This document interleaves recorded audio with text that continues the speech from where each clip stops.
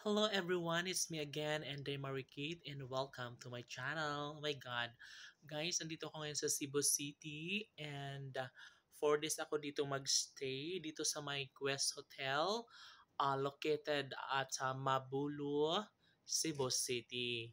And yes, andito ako nagstay sa 12 floor, no? So anyway, maganda naman ang panahon dito ngayon sa Cebu City.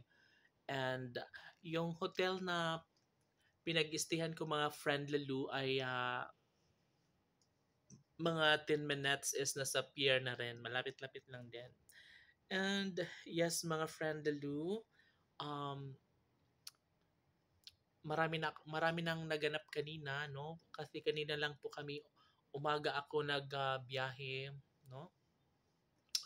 Um, Umalis ako ng bahay mga around 6:10 ng umaga, and then um, nakarating ako ng Ormoc City mga 8:30, and 9 o'clock mga kaibigan ko nakapag-check-in ako, and then 9:05 is umalis na yung Ocean Jet na sinakyan namin. So mabilis lang pala mga friend, lalo no yung Ocean Jet pag sinakyan mo from Ormoc to Cebu is ano lang siya, 4 hours, no? 4 hours lang. And then pag barko naman from Baybay, City Leyte, then Cebu, approximately mga 8 hours, no? So malaking tipid pala pag mag-ocean jet ka mga kaibigan ko.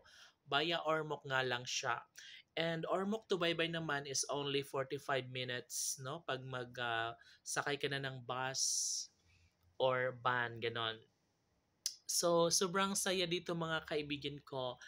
And thankful nga pala sa aking barangay kasi free lang lahat ng ito ng mga gastusin dito sa aming tour for 4 days, hotel, um meron pang fair dime allowance, and of course yung pagkain is kung ano siya, kasama na siya doon sa 16,600 and just 4 days na pagstay dito sa Cebu City. And kanina lang mga kaibigan ko, pagdating namin dito ay kumain na agad kami dito ng lunch kasi nandito na kami mga around 12:30 ng tanghali.